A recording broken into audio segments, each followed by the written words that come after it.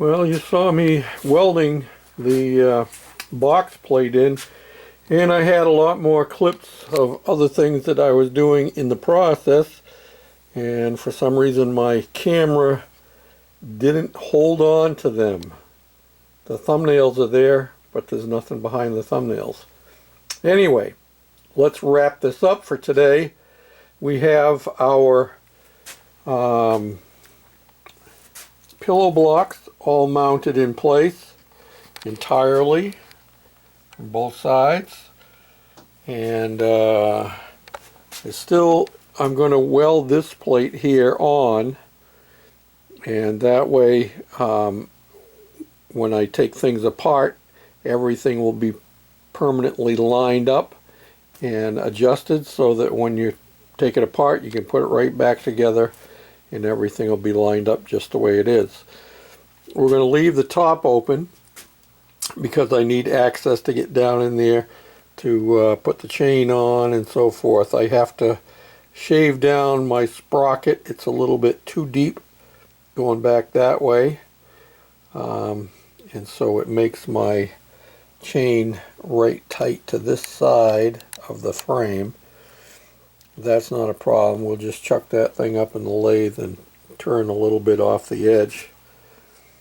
So that takes care of that. I have a shaft coming. This is just a 3/4 inch plain shaft that I'm using for mock-up, but I have one with keyway in it because this is keyed and the sprocket inside is keyed.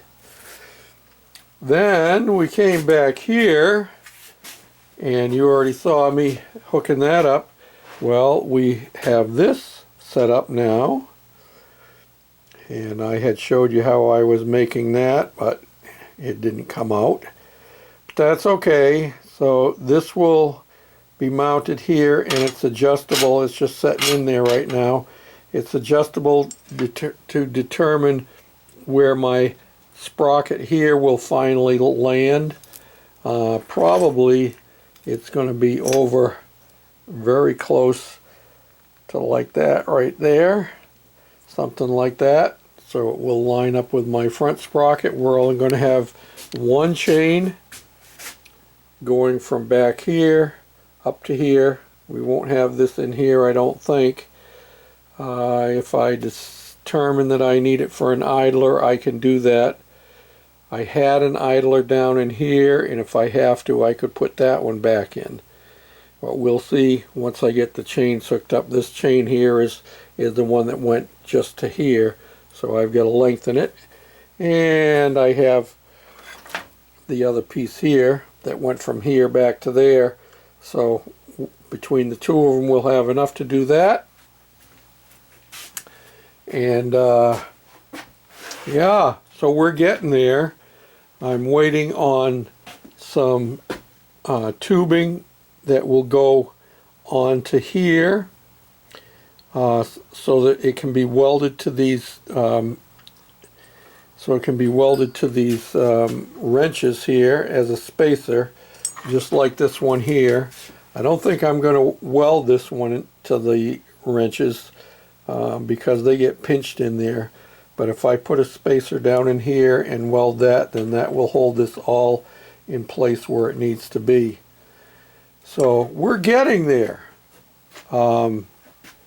Once we get things set up the way they have to be as far as spacing goes, then I will be cutting my copper tubing again, and that will go in over here. I'll cut it down, and another piece over here, and then we'll probably have a small piece back in here. So our axle will be completely encased in copper tubing.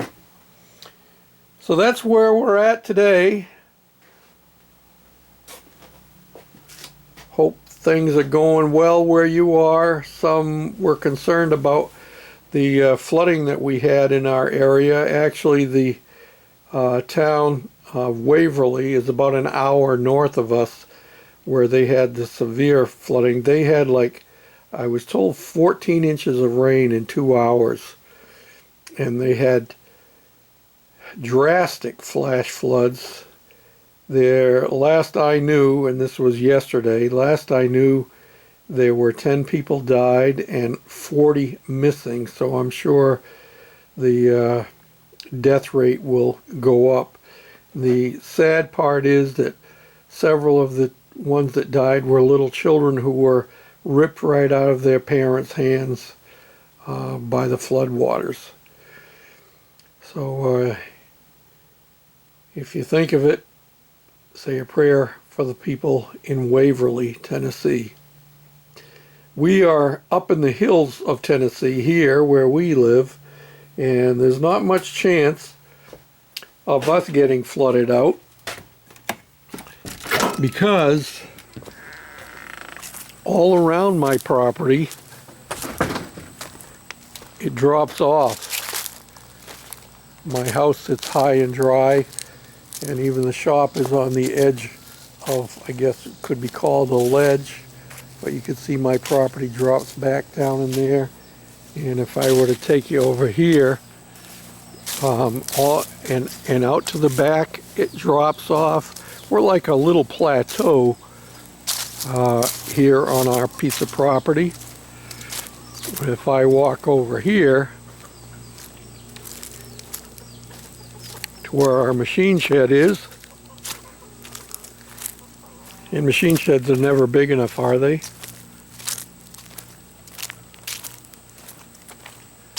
But you can see as I walk down here that it drops off severely. Now where I'm walking right now is not particularly steep. I can drive down here, and I do with my tractor and my lawn mower with a trailer on it to dump stuff. But look down in there. Huh? It goes way down in. Way down. Yes, sirree, Bob. So it'd have to have, I don't know, have to have 50 feet of water to get up to where we are. And it's like this all around us. And I'm only down a little bit, and you can tell I'm still looking up towards my trailer and machine shed. So thanks for those who reached out to me to see how we were doing. We're doing fine and dandy. Could use a little bit more rain, as we're in that time of the year where we have not a lot of rain and our well tends to run dry. We are in the queue to get a new well put in later on this year. They have a 4-month waiting list. Chickens are doing well.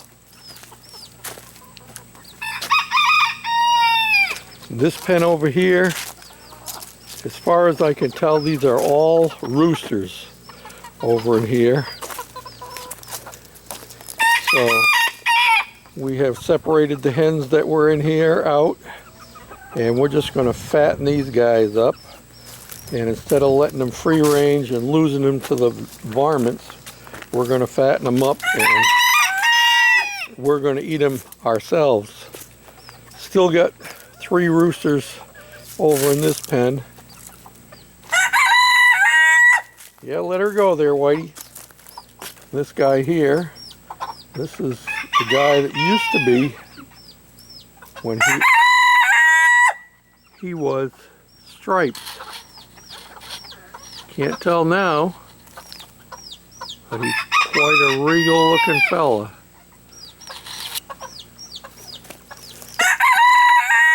Yeah, let her go, buddy. Let her go. So until next time.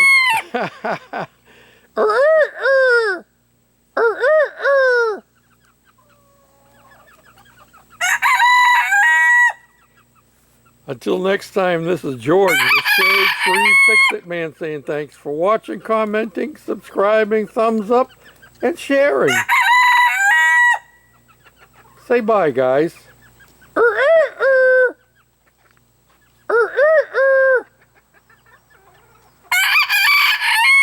Let her go, Stripes. Let her go.